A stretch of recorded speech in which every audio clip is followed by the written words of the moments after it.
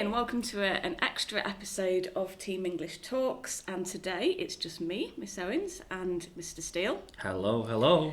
And we're just addressing some of the questions and thoughts and concerns that some of the students have had thinking about the exams coming up, particularly sort of the literature texts. You know, how do we deal with this kind of theme, what kind of question, that kind of thing. So we just thought what we'd do is just pull all of these questions together and then do our best, our very best on a Tuesday afternoon to address some of them and to hopefully put your minds at rest a little bit. Yeah, bonus podcast. Yeah, we just love it. You lucky people. We love it. Yeah, it's just one of those things, obviously, as we get into the Easter holidays, hopefully a lot of you are going to be sitting down and doing quite a bit of revision for a lot of subjects, but obviously remember English is 2 GCSEs, so it needs double the amount of revision. Mm-hmm. And I know that quite often a lot of questions come up and it can make you panic as to what to actually focus on with your revision. So we thought that we'd put this together and it might not only aid you with revision but give you a bit of guidance as to what to actually look at revising. So we'll just dive into some questions from students. The first one is from Lily in my class. She goes for the big one which is always, what are your predictions or what are the common themes do you think may come up? Which... We always have to approach this one with a disclaimer, don't we, Miss Owens? Yes. Obviously, we are not the examiners. Mm-hmm. Anything's on the table. However, it would be unlikely for things that came up last year to come up again. But that doesn't mean to say that you don't need to know the texts really, really well. Yeah, I think it would be stupid of us to tell you, I think it's going to be this, definitely, and then you go away and you revise that specific thing and then it's not that. We would look like idiots, and there's no way of fully 100% predicting. We can make educated guesses, but even then our best educated guesses can go right. Usually wrong. They are usually wrong. Like my year 11s from last year would tell you that I spent a long time telling them that the poem was going to be a nature poem, probably Death of a Naturalist. I think we've been thinking that for the last 2 years. And then it was the manhunt and relationships. Yeah. So, I do think, again, when you look at if we start with the poems, when you look at what's come up and what hasn't, the exam board have literally said to us that they are unlikely to reuse poems, specific poems, and you can see across the sort of range of things that have come up already, they haven't reused a poem yet. And there is a distinct lack of nature poems on there, on the questions that they've asked already. They've only asked about To Autumn as a sample paper, and they haven't actually set a nature poem as a specific question, which again, would lead me down that road, but I could be wrong because I'm not the examiner. I'm not the guy who writes the paper. So if there was a question on nature, what would you think in terms of... If it was nature, I think you're probably then going to go down the Death of a Naturalist or Hawk Roosting route. My reservation with it is perhaps they ask a bit of a, not outlandish, but maybe a non-obvious theme. Maybe this idea of, well, they haven't asked about nature, so it's got to be nature, but then maybe asking about a nature poem, but not necessarily about nature. So I was thinking The Prelude and Change or something like Childhood or something like that, which would obviously link nicely to Death of a Naturalist. Or Memories. I do think the more I think about it, the more I think The Prelude and Death of a Naturalist go, well, really well together, because they both look at a subject through the lens of the older perspective, and you get that sort of change from innocence to experience in both of them, don't you? With the perspective of nature with Heaney, that moment in his life where he realises, and people go through that, don't they, when they realise that not everything is happy and lovely, and and then you look at the same thing but with a fresh perspective. You see the sort of sinister side of nature, and with the Prelude as well, you've got that sort of sense he's ice skating, he's having a great time, his mum's saying, you've got to come in, and he's like, no, I don't want to. I'm having such a great time, and then he sort of starts to look at it through this adult lens that maybe that was the sun setting on his childhood. So you get those clear sort of that sort of change in both of those. So I think definitely something about change, nature, the natural world. Something like that might be. But then I think again at if you look at the list of poems at what the classic ones are that haven't been touched on, you've got Valentine obviously, but then there's been maybe a wealth of questions about relationships and love already. So perhaps maybe asking about Valentine and maybe negative emotions or strong feelings or something like that. Yeah. So Valentine's a definite one. It's hard. I know it is. And I always say as well, and I'm sure Miss Owens says very similar things to not only year 11 but year 10 as well. Just because poems come up in the exam doesn't mean it's not worth knowing, because it can be a fantastic comparison poem. And you do have your poems as well, like we were talking to an A-level group today about things like Manhunt seems to be a really good part of the poem to remember, and as we said, it came up last year, so it's unlikely, but again that's quite good in terms of relationships, war, strong feelings, change, that kind of thing, how their relationships changed. And I always say the same thing about Ozymandias. Ozymandias has come up as a recent autumn paper, so again unlikely to be asked again, but it's a poem that covers so many good themes. Nature, change, power, all those sorts of things keep coming up across that. So the poems that have come up are not, you shouldn't forget about them. You should still know them quite well as well. I think the Soldier as well, because I was thinking about some of the ones that hadn't come up. So we've got the Soldier, we've got Living Space. I'm trying to think of it. She Walks in Beauty. She Walks in Beauty is an unusual one of the things I was thinking about is maybe attitudes towards other people. Cozy Apology as well then. And I just think, because we've got Cozy Apology, Valentine, She Walks in Beauty. You've got those sort of love kind of admiration poems, those sort of looking at relationships or from different perspectives. And I suppose with admiration, something like that, you could look at the Soldier as well, how he admires his country and how he elevates this sense of fighting for his country. He's very patriotic, it's all very idealistic, but undermined by the fact that he's thinking that he's probably going to die. So I just think just knowing the poems, I think for the poetry, it is going to be really really pivotal. And also what I would say is for those people sort of going for the top grades is to be first of all sort of look at the question in all its forms. So for example, one of them in the past has been on loss, so it could be loss of life, loss of innocence, loss of in terms of loss of hope, something like that. So don't just sort of close it into just sort of one sort of form. And like with nature as well, it's like you could be looking at the natural world, or it could be human nature and things like that. So attacking the question is especially when you're looking for those top grades, that again links to this idea of something that will make you stand out to an examiner as well, doesn't it? I suppose that's the whole idea about sort of perceptive. And then while we're talking about the poetry as well, it's this idea of when you're comparing them, thinking about how reading one poem helps to illuminate your ideas about the other. So for example, I was talking with year 11 this week about how sort of looking at something like Valentine can help to illuminate ideas on relationships in the Soldier and vice versa. Perhaps the Soldier, not the Soldier, the Manhunt, they're having a difficult relationship, and perhaps sort of through our reading of that poem, we might sort of think about, well, is this the kind of relationship that Duffy's talking about, when it can be quite abusive, it can be difficult, it can cause you to cry, but do we see it through a more sympathetic light because we know the context behind the Manhunt, we know why they're behaving, he's behaving the way he is, and that idea of sort of, staying with a relationship, persevering through it, as she does in the Manhunt, is perhaps more appropriate than sort of Duffy suggests in terms of her relationship.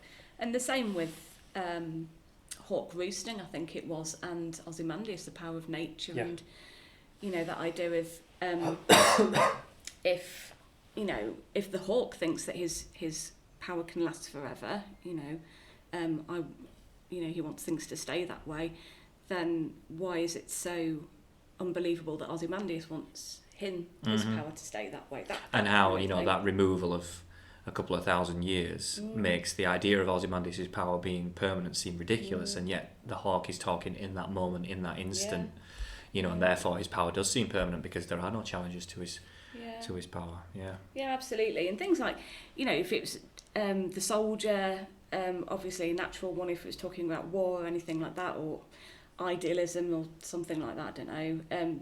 Dulce Decorum Est, is Dulce Decorum Est the poem that Rupert Brooke would have written if he'd have survived the war? Would he have changed his mind? We're all looking at context, and I think it's that subtle looking at how the context has shaped the message of the poem, the intentions, I would say the ideas. That it's so often forgotten that you can compare the context. A third of your marks coming from context. So if you're doing a comparison, comparing the context in which the poems were written is absolutely vital, because it shapes why the poem has been written. Yeah, it's like knowing things like, why is Heaney writing about nature in a sort of dangerous way, like a death imagery? If you think about his brother died, he was forced to grow up. So he gets that sort of sense that actually bad things do happen in the world, and perhaps maybe he comes back and looks at nature and thinks, oh, well, I've taken away their children. The frog spawn and put them in a jar and watch them grow up. I've taken them away. Maybe nature will try and take something away from me. As an adult, sort of looking back and thinking about how life has treated him. Yeah. And I think what we've just done there is an excellent way of doing revision for the poetry and for the comparisons, looking at pairs of poems and how they illuminate the other and things like that, and drawing those connections before you get into the exam. Sorry, sir, did you just say excellent? No, excellent in Easter. I've got a Cadbury's cream egg in front of me, and I'm going to try and see how many egg-based puns we can get I feel like the recording of this podcast should stop immediately now, if I'm going to have to put up with egg puns for the rest of it. It is an extra episode, isn't it, that we've just recorded? I am not putting that on the Spotify tagline, the extra episode. Now, we spent a long time there on one prediction for the poems. Do you think that's because we find it easier to access maybe a prediction for the poetry section rather than the other sections? Because I would always say that if we think about, we'll stick with Lit 1, because obviously poetry's on Lit 1. Let's go Macbeth.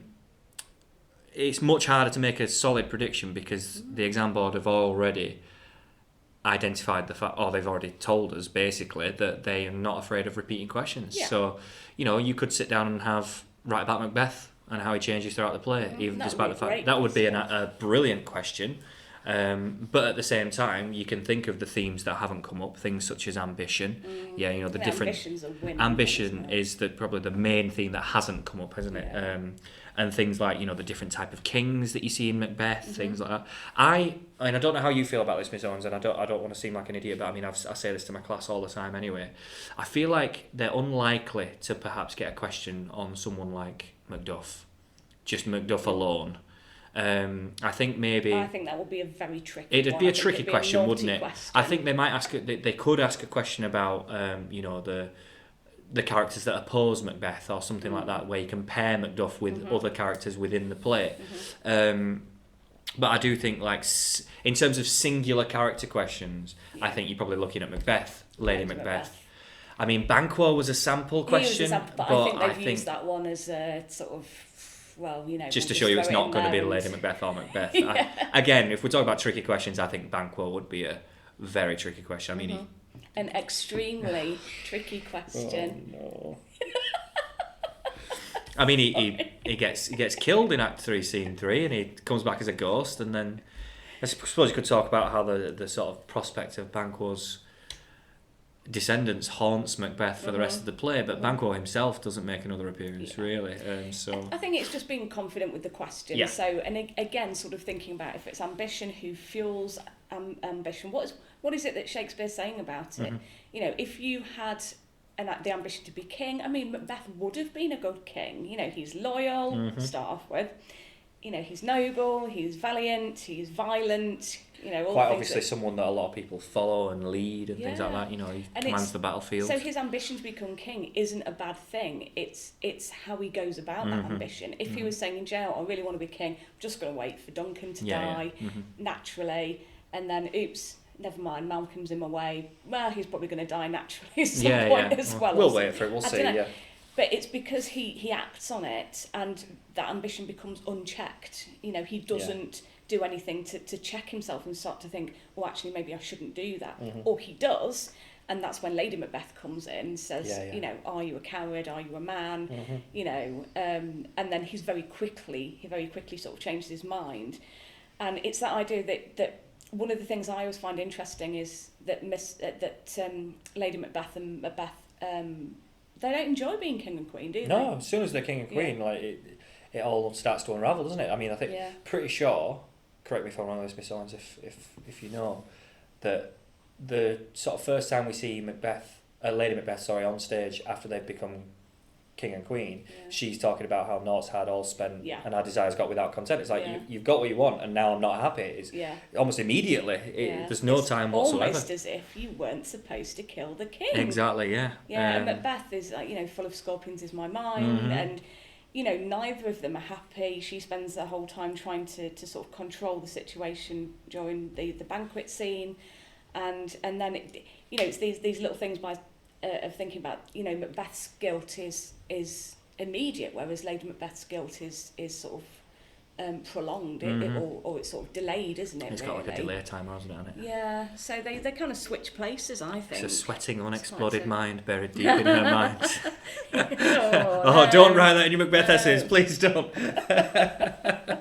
No, we don't want that. I'll just follow it up with more egg-based puns in a moment. And and we're absolutely not going to make a prediction on the extracts that they may ask you about. The extracts. The extracts.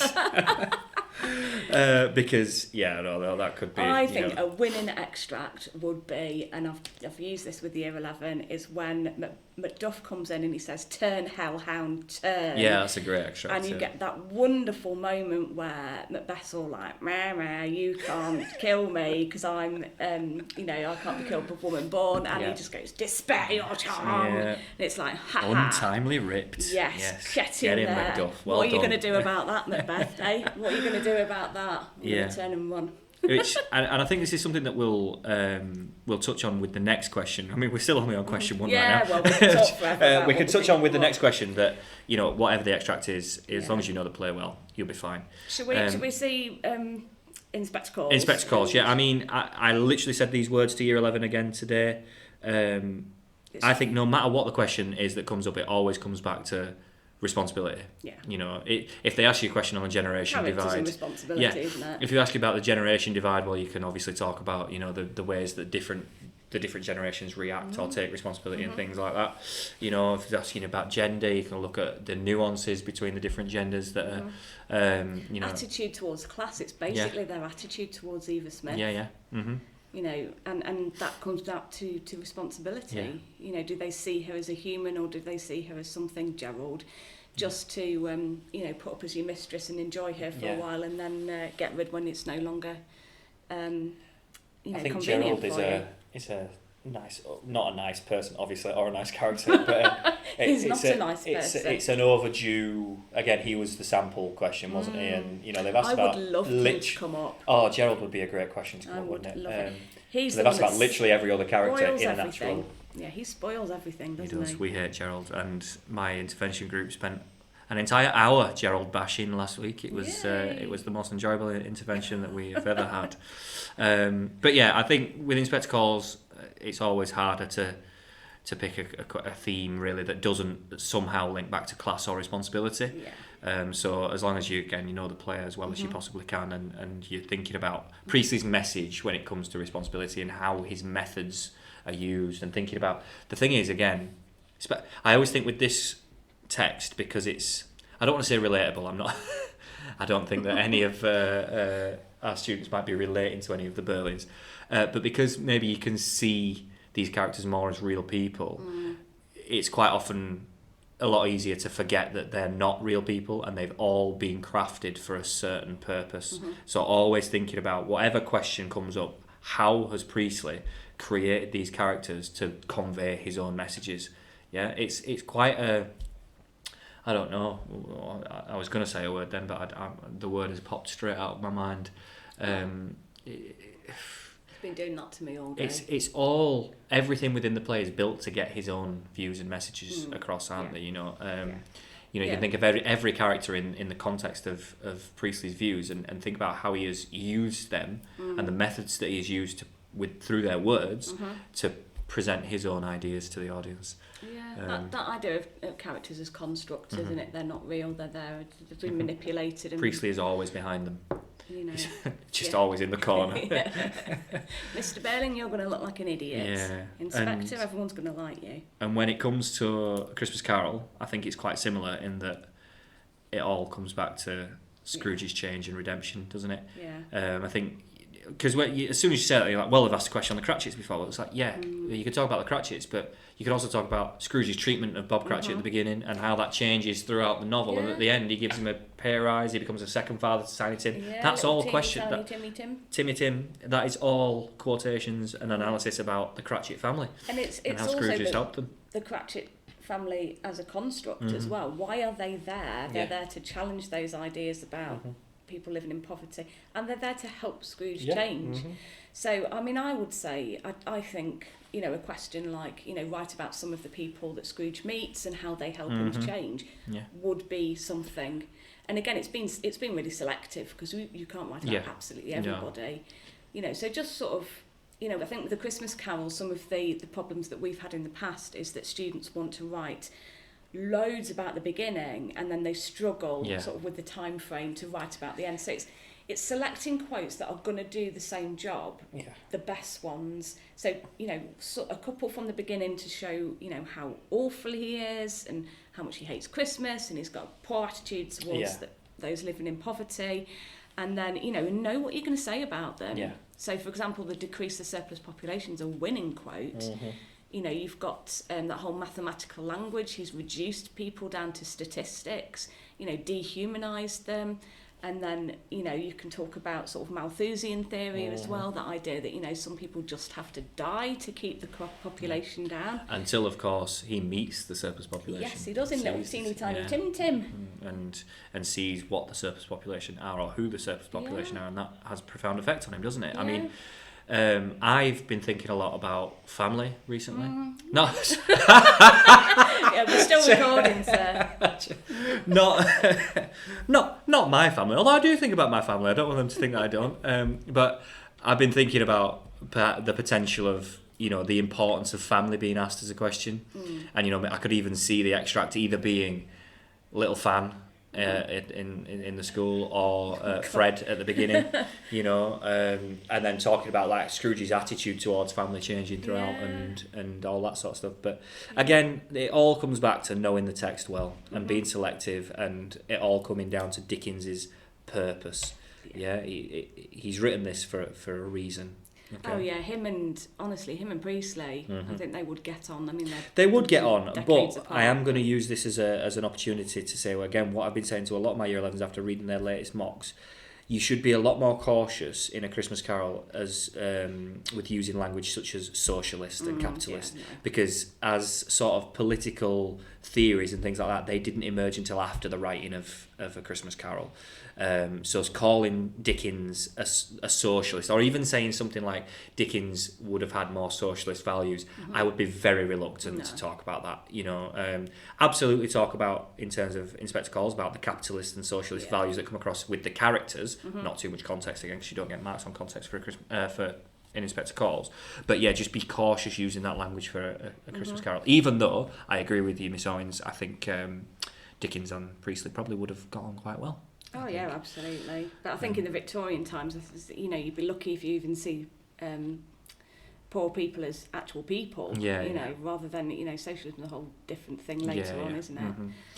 After half an hour, shall we move on to question 2? Yeah, can I say this? So, question 2, we've got, how important actually is it to know exactly what happens There we go. In each scene of Macbeth. We had a quick chat about this before we started recording, didn't we? And I think we sort of came to the consensus that the students that know what happens as well as they possibly can are the students that will do the absolute best. Yeah, as long as you know the order in which things happen.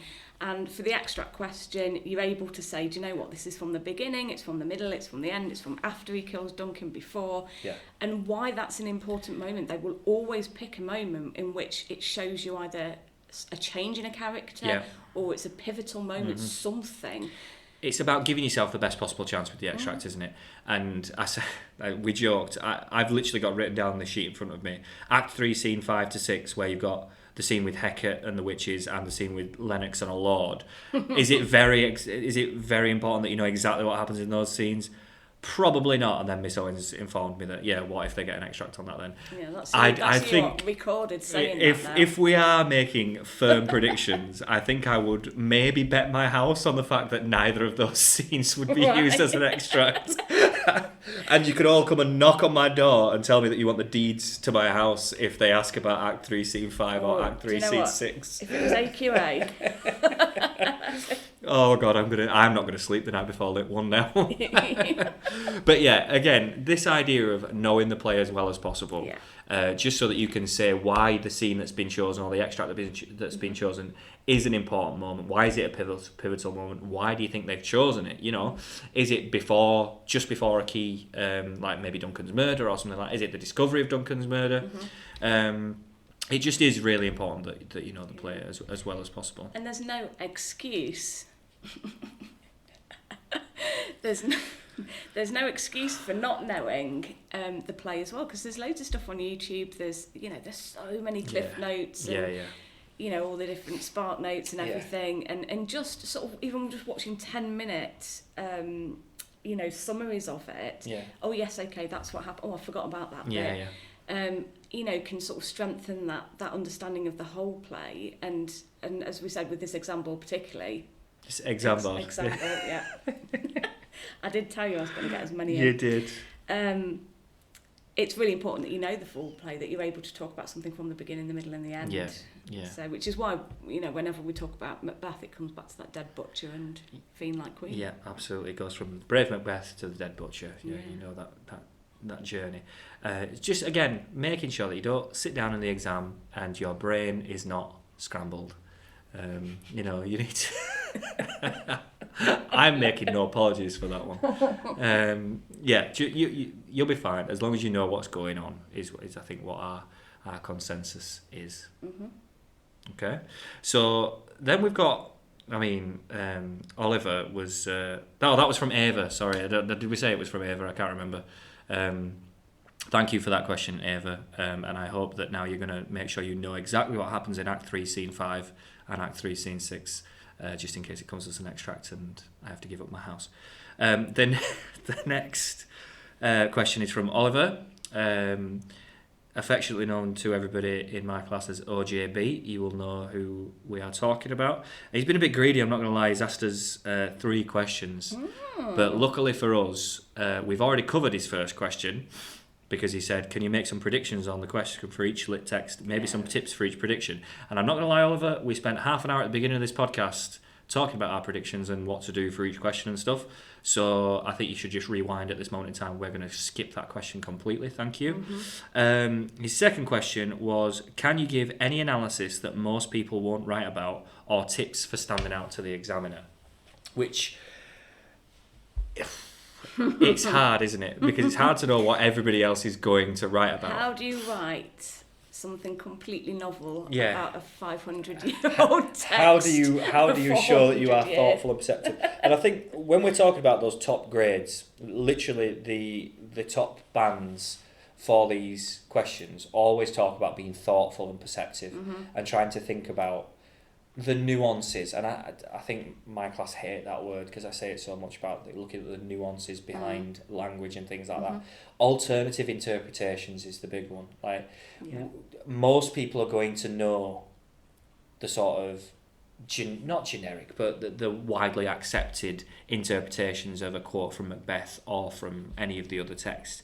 It's if you can then say, well, alternatively, Shakespeare may have been intending to show this, and trying to delve beneath the surface about the different interpretations that you can make of a word or a quotation and things like that.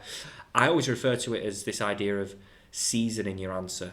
Don't be afraid of going for the obvious, but then season your answer with more higher level methods or concepts, or even context where it's relevant. You know, when we talk about the poetry and For a Christmas Carol, if you've got some bits of context that you've looked up or you've researched, or that I've mentioned in lesson, or Miss Owens mentioned in lesson, or anyone's mentioned in lesson, and you think whatever question it is that's come up for poetry or A Christmas Carol, that might be relevant to this here, and just season it in there with your answer. I think that is massively important. But it's using it constructively. Absolutely. As well. So thinking about, again, it's kind of almost sort of looking at the depth but also the breadth, so the context behind it. How is my knowledge of Imtiaz Darka and what she's saying about the slums of Mumbai, how does that shape how I view the poem and how I view some of the words? So, for example, when she talks about there are not enough straight lines, when she talks about the slanted universe, is it because she's talking about their lack of equality? You know, because I know that she obviously moves between Britain and India. She's been able to sort of see those inequalities for herself. So perhaps there's a sense of frustration there, perhaps there's a sense of criticism there that we wouldn't have known if we hadn't looked at the context of it.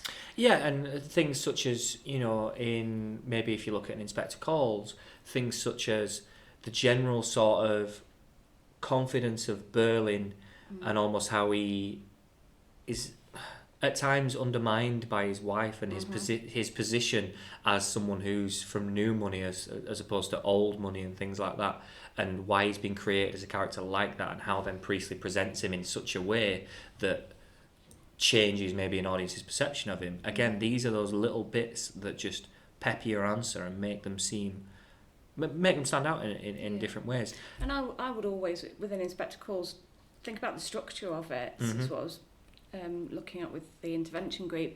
The fact that it's cyclical. Yeah, that second inspector. The characters revert back to type. You know, you've got Gerald being congratulated by Mrs. Burling, as he is in the first act, for being clever. You've got Gerald proposing to Sheila again. You've got Mrs. Burling saying that they're amused. I think it's Mrs. Burling. They're all drinking. They're acting in exactly the same way. Which Sheila points out, obviously, doesn't she? Yeah, you're going back to. They're all reverting back to character, and Mr. Burling is mocking. He's mocking the inspector in the same way that he mocked those cranks, those socialist cranks at the start. And it's Priestley's way of saying, this hasn't worked. So what we do is we need this inspector. And the second inspector actually interrupts Mr. Burling the same way that the first inspector does, with that sharp ring. Yeah. And this is, again, Priestley saying, look, we're going to have to go through it all over again. They haven't learnt their lesson. Yeah. We need that new inspector. So one of the things that I've been trying to hammer in with my lot is get to that second inspector. Why are they necessary? Why are they needed at the end? Because no matter how much Sheila and Eric might have sort of come along a little bit, it's not enough. Yeah, absolutely. I think without trying to big us up any more than we already need bigging up, I think sometimes trust what we've told you. Whenever we're talking about these things in lessons, especially talking specifically about our classes, we are always aiming for the top and aiming for those higher level things. So trust what we're telling you, and don't think that. I'm not saying don't go out and look at your own things and things like that, because that's absolutely valuable. As long as you're being selective with it, you don't need to vomit up everything that you read off of Google. But we wouldn't teach you these things if they weren't proven things that helped you access the top grades. I tell you what, something that I learned, it's one of my year 10 students actually came up with the similes in A Christmas Carol, And we were looking at the similes at the end, so as Moe's a schoolboy, as happy as an angel, as light as a feather. And I said, I'd probably go with the happy as an angel, because you could talk about maybe he's become a guardian angel almost to Tiny Tim. And then one of them put her hand up and she says, I would go with light as a feather, because it's almost as if he's got rid of those metaphorical chains. He's been able to be become lighter and happier and everything. And I was thinking, I hadn't really sort of thought of that one. So yeah, just anything that shows that you've sat and thought about it really, rather than just going through the motions and regurgitating things that other people have said. They want to see ultimately that you've enjoyed the texts as much as you can, or at least you're pretending to be someone who has enjoyed the but texts. you've engaged with them. You've got something out of them. I think that's the main thing. That's what they want. Which really. I think, actually, I do just want to add on to that as well. Talk about enjoying the text. I think sometimes you can get lost in the idea of, because we study these texts within an inch of their lives, I think sometimes you can lose the enjoyment of them, and you can wonder or wish that you were doing something else. Now, there's people in my class who know who I'm talking about, who keep telling me that we should have done Jekyll and Hyde.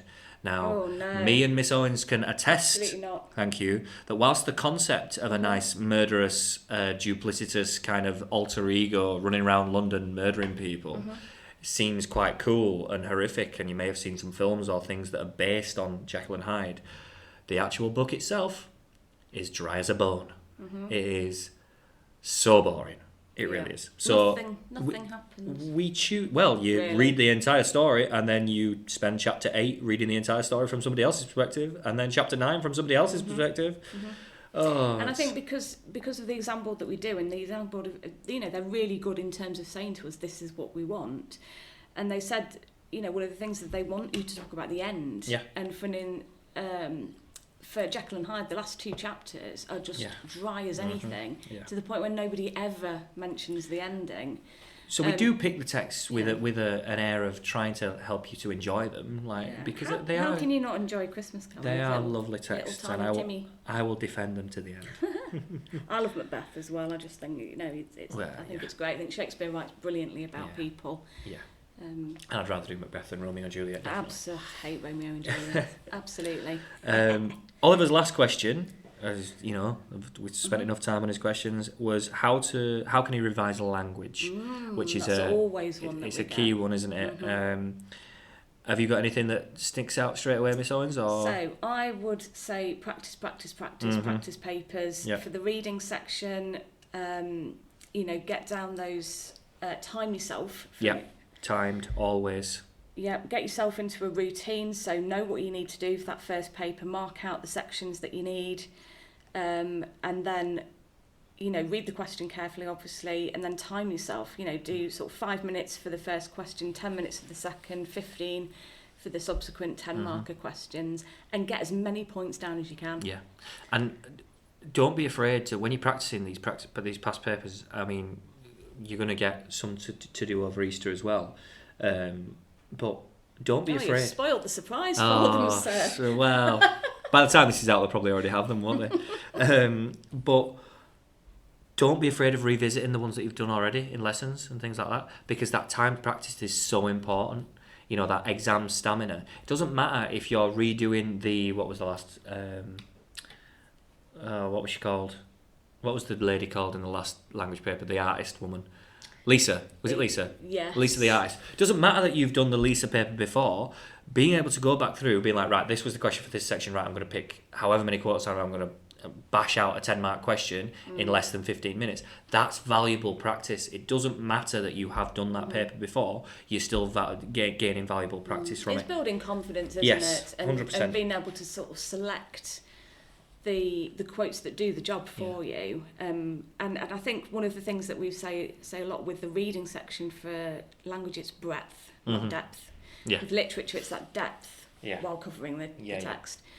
For this, it's just a range of quotations. That range really looking needed. for 7, 8, 9, even 10 quotations in that time if you can do it. And I think for the writing sections, it's always just timed practice, isn't it? Even if you are practicing similar ideas to what you've already written about, really try to craft that authentic narrative voice, getting that whole beginning, middle and end, that problem and resolution within around 40 minutes, would you say? So Yeah. I mean, they're going to have, if you do your timings right, you have 45 minutes for the writing section.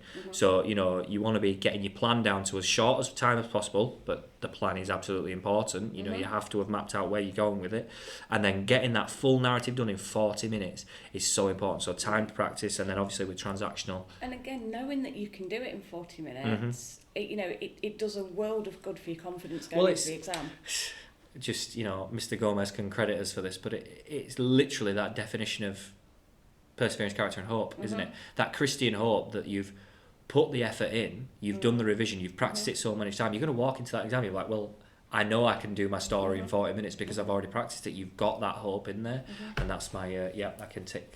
You can get credit for that, thank you. That's your extra credit. My extra credit. I think as well, just reading. Just doing. I've been saying this since year 10. I've been about to say this every parents' evening every year. Like, the students who read the most will always do best at English. Yeah.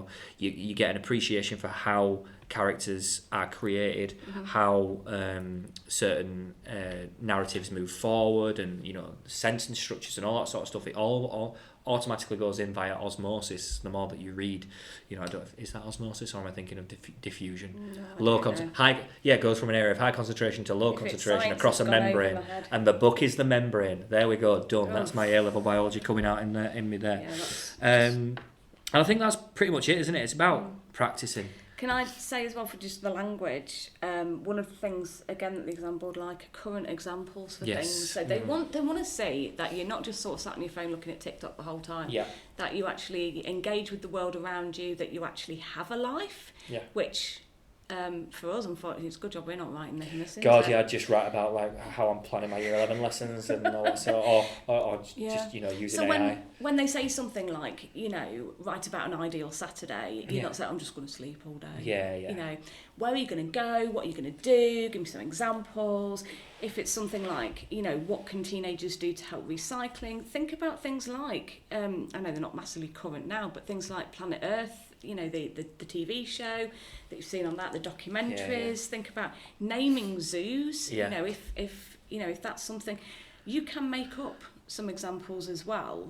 Okay, as long as they sound credulous, and that's what fleshes it out. They want to see that you can mention Brexit, you can mention COVID.